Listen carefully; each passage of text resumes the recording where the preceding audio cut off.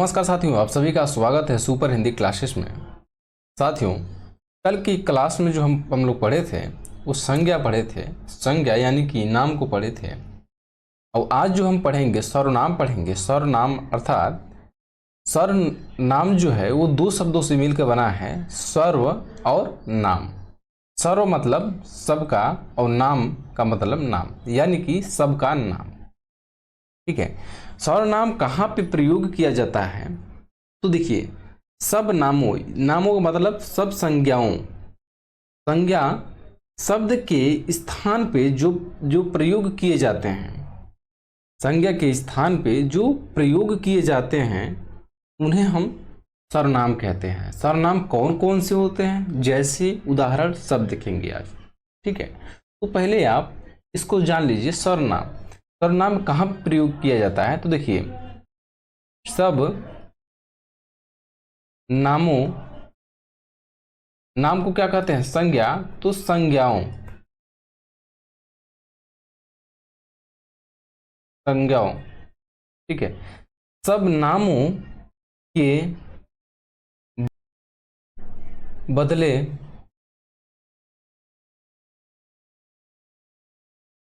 जो शब्द आए, जो शब्द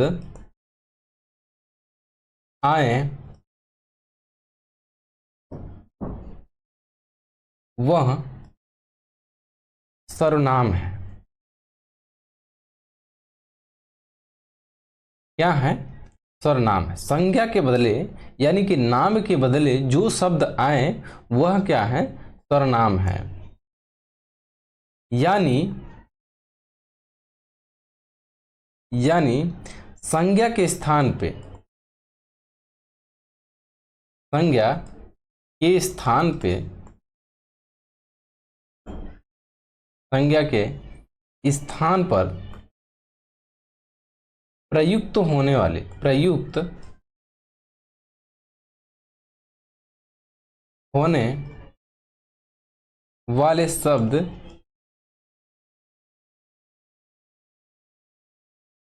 प्रयुक्त होने वाले शब्द क्या कहलाते हैं? शब्द को सर्वनाम कहते हैं। क्या कहते हैं? सर्वनाम कहते हैं। जैसे आप देखिए, जैसे उदाहरण देखिए, जैसे मैं क्या है? एक नाम के स्थान पे आप मैं का प्रयोग करते हैं, और मैं चाहे यह स्त्री हो या फिर पुरुष हो, दोनों के स्थान पे ये प्रयोग किया जाता है। किसको? मैं को। मैं यानी कि मैं स्कूल गया, मैं स्कूल गई, ये सबके नामों के स्थान पे, जैसे कि राम स्कूल गया तो राम के स्थान पे मैं का लगाइए, देखिए नाम को हटा दीजिए। नाम यानी कि संज्ञा के स्थान पे मैं लगाइए। जैसे मैं स्कूल गया, मैं कॉलेज गया, मैं बाजार गया, तो मैं सभी अपने नाम के आगे आप मैं लगा देंगे, सभी लोगों के आगे। ठीक है, नाम के स्थान पे, तो वहां पे प्रयोग जो होता है मैं, इसी को क्या कहते हैं? सर्वनाम कहते हैं। जैसे कि मैं हो गया, तुम, हम, वे, आप आदि आदि शब्द, ये क्या है? यह सर्वनाम है। यह क्या है? सर्वनाम है। ठीक है। अर्थात देखिए, सर्वनाम को मैंने बताया कि सर्वनाम जो है ये कितने शब्दों से मिलकर बना है? तो सर्वनाम जो है ये दो शब्दों से मिलकर बना है। कौन कौन से शब्द? सर्व, धन, नाम। सर्व मतलब सबका, सबका, नाम मतलब नाम, सबका नाम। ठीक है, दो शब्दों से मिलकर बना है सबका, सर्व धन नाम, यानी कि सबका नाम। वे शब्द जो किसी व्यक्ति के द्वारा प्रयुक्त न होकर, वे शब्द किसी व्यक्ति विशेष के द्वारा प्रयुक्त न होकर सबके नाम के आगे प्रयुक्त तो जो होता हो उसे सर्वनाम कहते हैं। जैसे कि कोई एक आदमी को किसी एक आदमी विशेष में प्रयोग न होकर सभी के नामों में जो प्रयोग होता हो उन्हें हम क्या कहते हैं, सर्वनाम कहते हैं। तो इसको भी आप लिख लीजिए, नोट कर लीजिए। यानी कि वे शब्द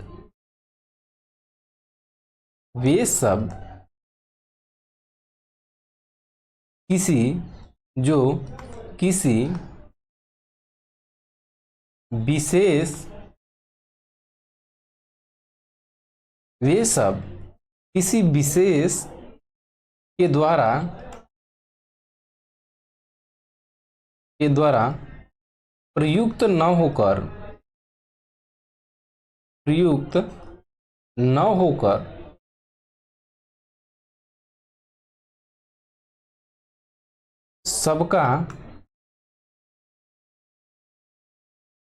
सबका नाम होते हैं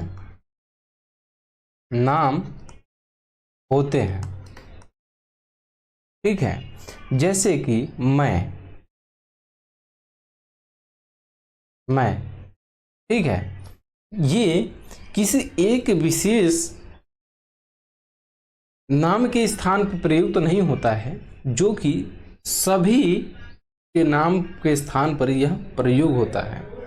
इसीलिए हम इसे क्या कहते हैं, सर्वनाम कहते हैं। ठीक है। तो मैं का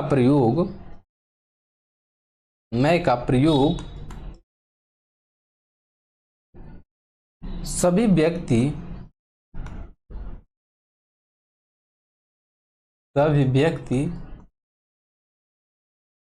अपने लिए करते हैं।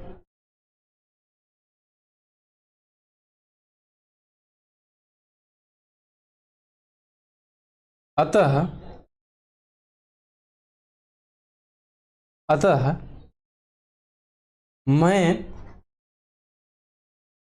मैं किसी एक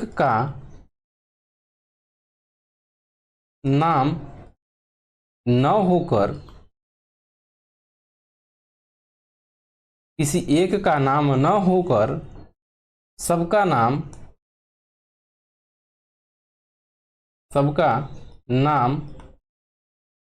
अर्थात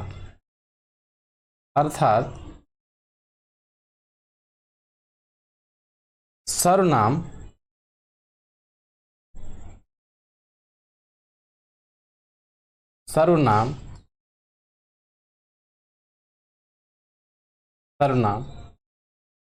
है। मैं किसी एक नाम न होकर सबका नाम है, अर्थात यह इसे क्या कहते हैं, सर्वनाम कहते हैं। सर्वनाम के कौन कौन से शब्द हैं मैंने ऊपर बता दिया, जैसे कि मैं, तुम, हम, वे, आप, ये सब शब्द क्या हैं, ये सब शब्द सर्वनाम है। सर्वनाम के भेद कितने हैं? सर्वनाम के भेद कितने हैं?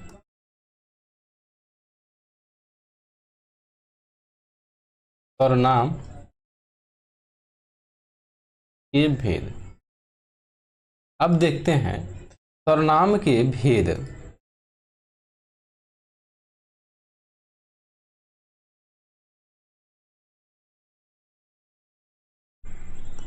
सर्वनाम के भेद, सर्वनाम के 6 भेद हैं।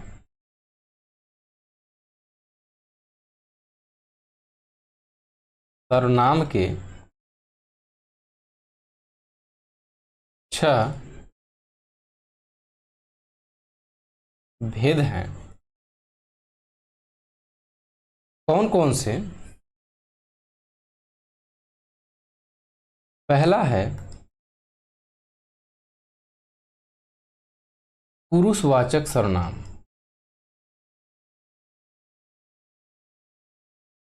पुरुषवाचक सर्वनाम। पुरुषवाचक सर्वनाम। दूसरा है निश्चयवाचक सर्वनाम। निश्चयवाचक सर्वनाम।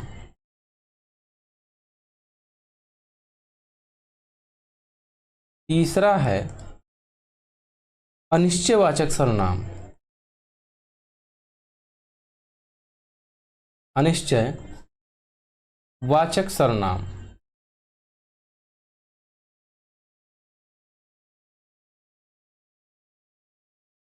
और चौथा है संबंधवाचक सर्वनाम। संबंधवाचक सर्वनाम।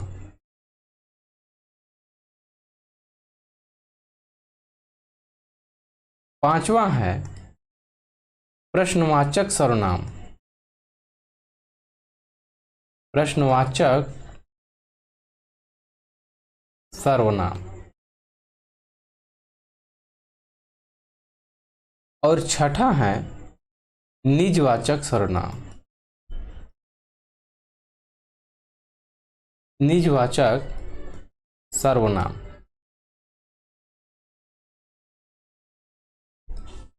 पहला है पुरुषवाचक सर्वनाम, दूसरा है निश्चयवाचक सर्वनाम, तीसरा है अनिश्चयवाचक सर्वनाम, चौथा है संबंधवाचक सर्वनाम, पांचवा है प्रश्नवाचक सर्वनाम और छठा है निजवाचक सर्वनाम। अब हम पहले पढ़ेंगे पहले को, यानी कि पहला अर्थात पुरुषवाचक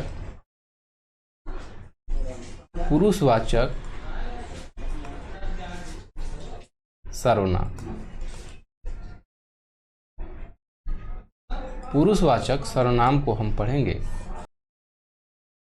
जो पुरुषों में पुरुष और महिला दोनों आएंगी। पुरुषों के नाम के बदले जो आते हैं उन्हें हम क्या कहते हैं? पुरुषवाचक सर्वनाम कहते हैं। जैसे आप लिख लीजिए, जो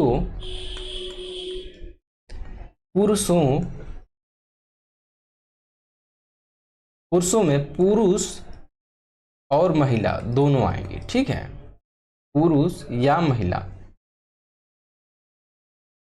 पुरुष या महिला।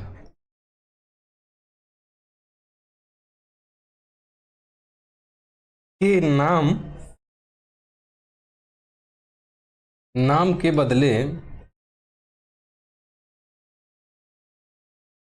नाम के बदले आते हैं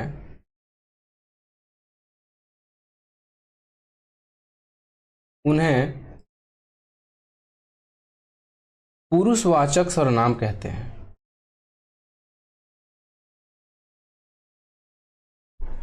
पुरुषवाचक सर्वनाम कहते हैं।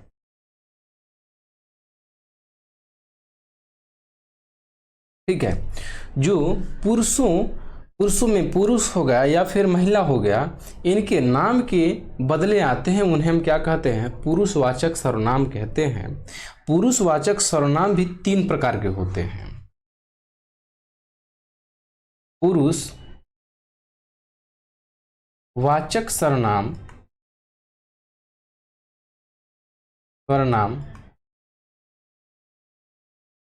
कितने प्रकार के होते हैं? 3 प्रकार के होते हैं। कौन कौन है? पहला है उत्तम पुरुष। उत्तम पुरुष। दूसरा है मध्यम पुरुष। मध्यम पुरुष। तीसरा है अन्य पुरुष। ठीक है।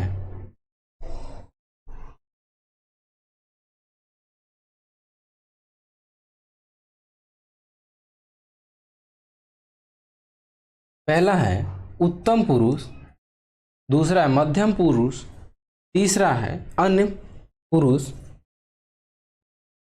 उत्तम पुरुष कौन होता है? तो वक्ता। वक्ता, वक्ता किसको कहते हैं? बोलने वाले को। ठीक है, वक्ता। तो उत्तम पुरुष कौन होता है? वक्ता यानी कि बोलने वाला या फिर लिखने वाला। लिखने वाला, लेखन या फिर लिखने वाला।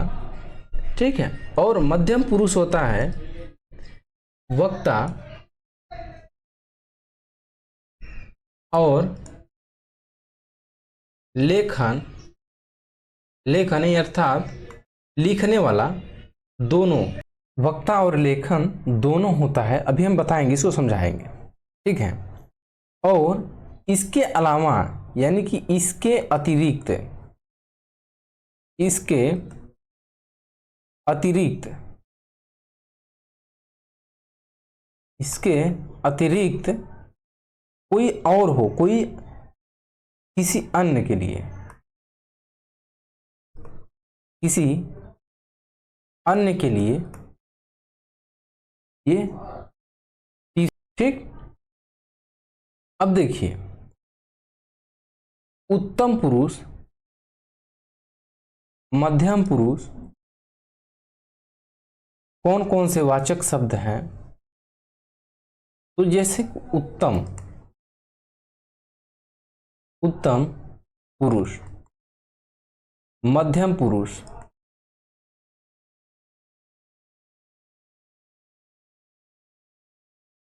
और अन्य पुरुष। उत्तम पुरुष कौन से होते हैं? वक्ता यानी वक्ता, बोलने वाले या फिर लेखन या फिर लिखने वाले को उत्तम पुरुष कहते हैं। उत्तम पुरुष में जैसे कि मैं क्या है? उत्तम पुरुष है। मैं, हम, अर्थात ये स्वयं के लिए जो होता है, जैसे कि मैं कह रहा हूं, मैं वक्ता हूं, मैं बोल रहा हूं, तो जो स्वयं के जो बोलते हैं ना, उसी को हम क्या कहते हैं? उत्तम पुरुष कहते हैं। तो मैं, हम, मैंने, हमने, मेरा, हमारा,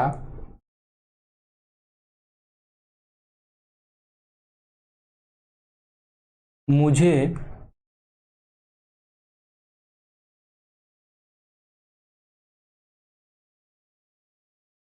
मुझे, तुझको,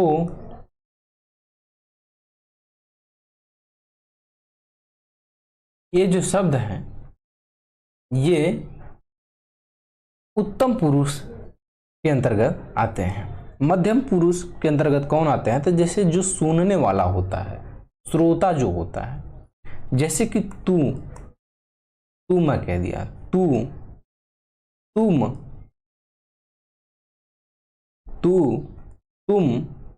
तुमने,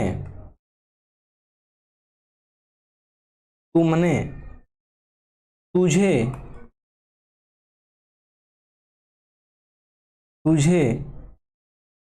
तूने,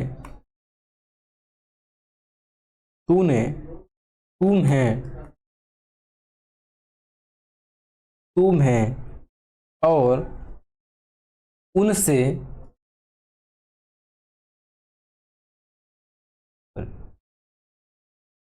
तुम है, तुझको,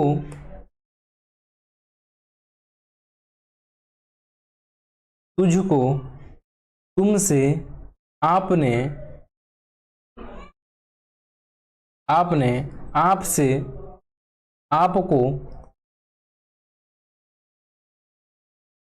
आपको, ये सब जो शब्द हैं ये मध्यम पुरुष के अंतर्गत आते हैं। ठीक। अब हम देखते हैं अन्य पुरुष के अंतर्गत कौन कौन से, जैसे वह,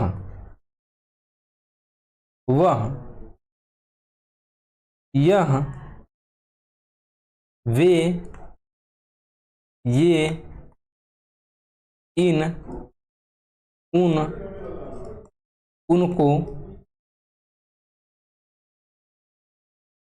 उनको, उसको,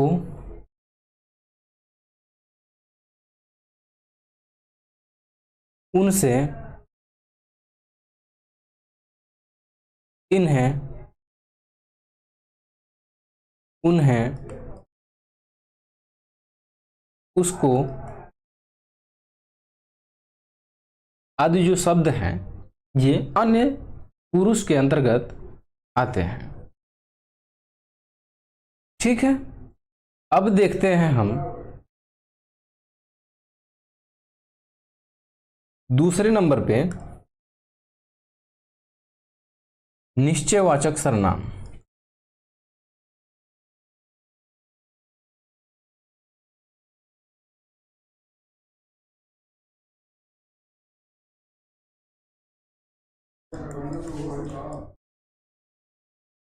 देखिए, निश्चयवाचक सर्वनाम किसको कहते हैं? तो देखिए, दूर या निकट की जो वस्तु होती है, कोई व्यक्ति हो गया तो दूर है या फिर नजदीक है, उनको हम संकेत के माध्यम से व्यक्त करने के लिए, बोलने के लिए हम निश्चयवाचक सर्वनाम का प्रयोग करते हैं। वे शब्द जैसे यह, वह, ये, वे होते हैं, यह निश्चयवाचक निश्चय को दर्शाते हैं। ठीक है, तो पहले इनको हम परिभाषा इसका लिख लेते हैं, इसको समझते हैं कि निकट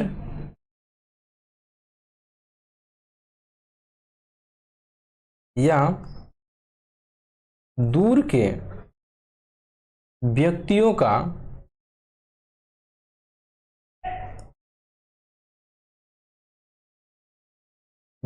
का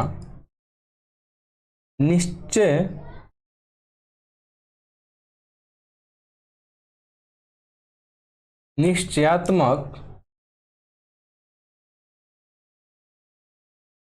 संकेत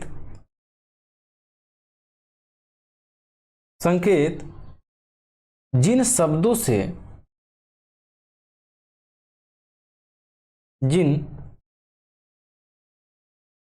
से व्यक्त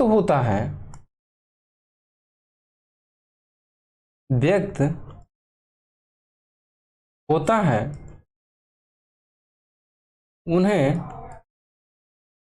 निश्चयवाचक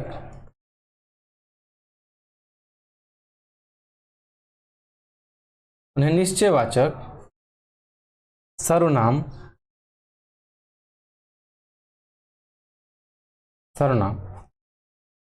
कहते हैं। जैसे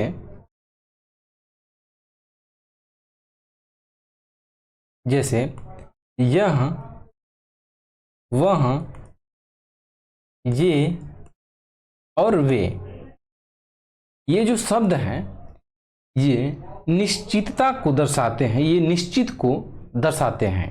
जैसे हम उदाहरण देखिए, यह मेरी साइकिल है, यह मेरी साइकिल है, यह मेरा घोड़ा है, यह मेरा कार है, यह मेरी, जो भी लगा लीजिए। तो यह क्या दर्शाता है? यह निश्चितता को दर्शाता है। ठीक है, ठीक उसी प्रकार से दूसरे नंबर पे, जैसे दूसरे नंबर पे आप वह को लीजिए, जैसे कि वह उनकी पुस्तक है। किसकी पुस्तक है? उनकी पुस्तक है। ठीक है, तीसरे नंबर पे ये मेरे हथियार हैं, मेरे हथियार हैं, ये मेरे हथियार हैं। ठीक है, ये निश्चितता को दर्शा रहा है कि नहीं, आप बताइए। ठीक है, चौथा नंबर पे जो वे हैं, वे तुम्हारे, वे तुम्हारे आदमी हैं। किसके आदमी हैं? तुम्हारे आदमी हैं। ठीक है, इस प्रकार से आप देख रहे हैं कि निश्चितता को दर्शा रहा है यह वह ए और वे शब्द। ठीक है, अब देखिए निश्चितता में और आपको पुरुषवाचक में थोड़ा सा कुछ एक सा लगता होगा आप सभी को। तो इसमें जो अंतर है, पहले अंतर को देख लेते हैं। पुरुषवाचक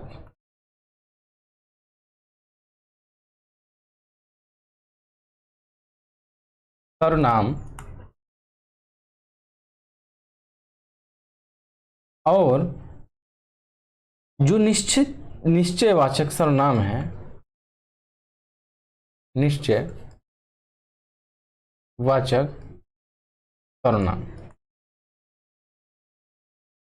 इनमें अंतर हम देखते हैं। क्या देखना है? अंतर को हमें देखना है। अंतर क्या है?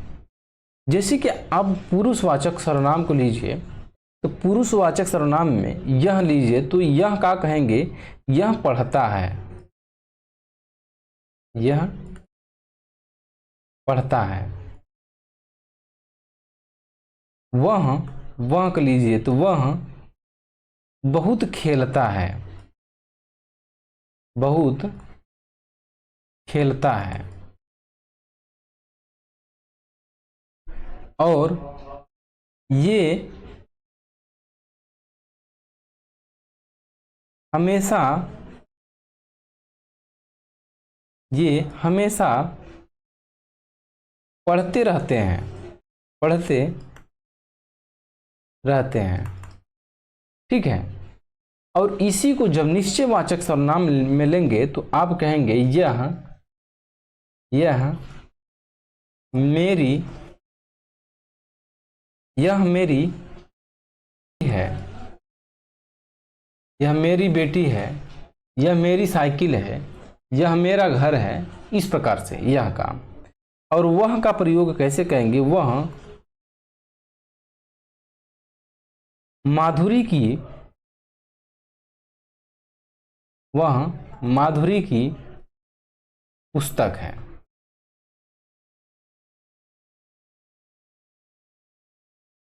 ठीक है, और ये कर लेंगे तो ये कहेंगे ये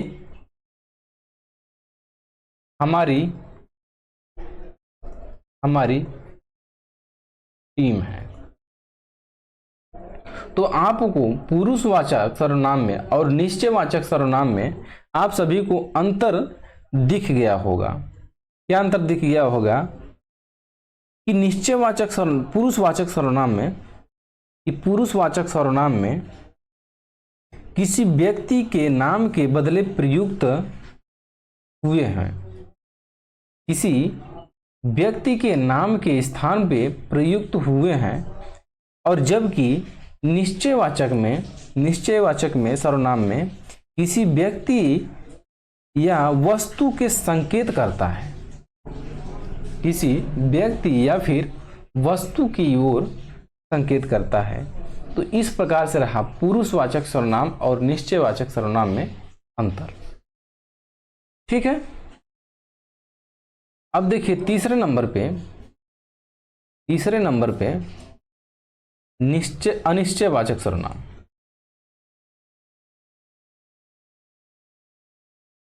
अनिश्चयवाचक सर्वनाम,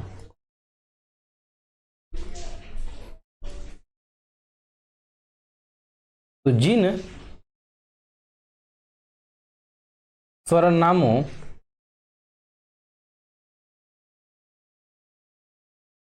जिन सर्वनामों से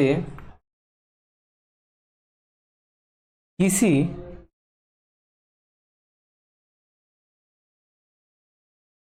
निश्चित जिन सर्वनामों से किसी निश्चित वस्तु का बोध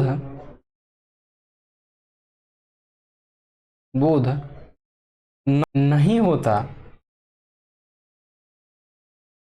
होता उन्हें क्या कहते हैं?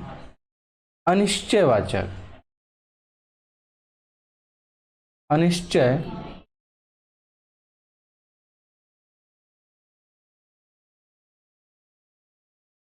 अनिश्चयवाचक सर्वनाम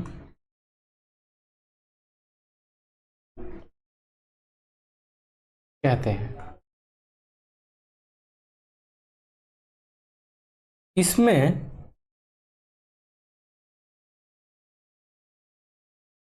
जैसे कि आप सभी को देखने को मिलेगा,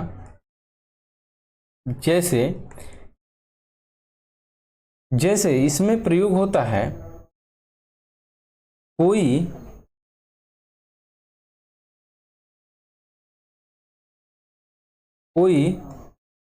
और कुछ का, कोई और कुछ का प्रयोग होता है। ठीक है, जैसे कि आप एक उदाहरण देखिए, कोई आ गया, कोई आ गया दरवाजे पर।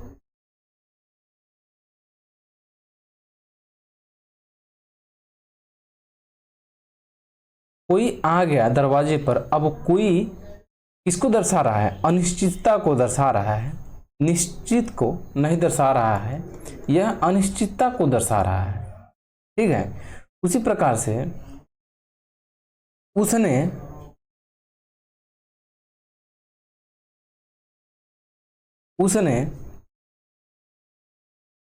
कुछ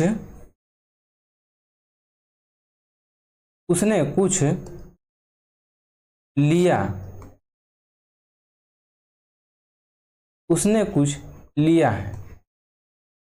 अब यहाँ पे कुछ लिया है और क्या लिया है, इससे निश्चितता कोई स्पष्ट नहीं हो रहा है, इसलिए इसे हम क्या कहेंगे? अनिश्चितता को दर्शा रहा है, यानी कि अनिश्चयवाचक सर्वनाम को दर्शा रहा है। तो ये अनिश्चयवाचक सर्वनाम में कौन कौन से वाचक से भी दो शब्द आते हैं? कोई और कुछ। कोई और कुछ जहां आपको देखने को मिल जाए, आप तुरंत बता देंगे कि ये अनिश्चयवाचक सर्वनाम है। ठीक है, तो इस प्रकार से आप देखें, आज जो हम लोग पढ़ें वो पढ़ें पुरुषवाचक सर्वनाम, पुरुषवाचक सर्वनाम, और दूसरे नंबर पे पढ़ें निश्चयवाचक सर्वनाम,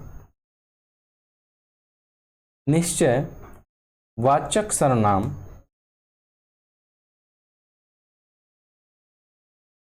और तीसरे नंबर पे हम लोग पढ़ें अनिश्चयवाचक सर्वनाम, अनिश्चयवाचक सर्वनाम।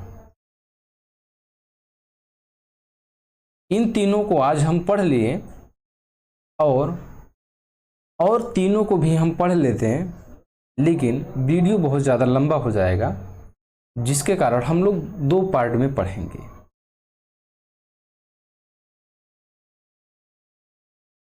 कल जो हम लोग पढ़ेंगे वो पढ़ेंगे संबंध वाचक सर्वनाम, और पांचवा प्रश्नवाचक सर्वनाम, प्रश्नवाचक सर्वनाम, और छठवां निजवाचक सर्वनाम, निजवाचक सर्वनाम। तो इन तीनों को हम कल की क्लास में लेंगे। तो आज के लिए इतना ही, अब मिलते हैं कल नेक्स्ट क्लास में। ठीक है, जय हिंद साथी।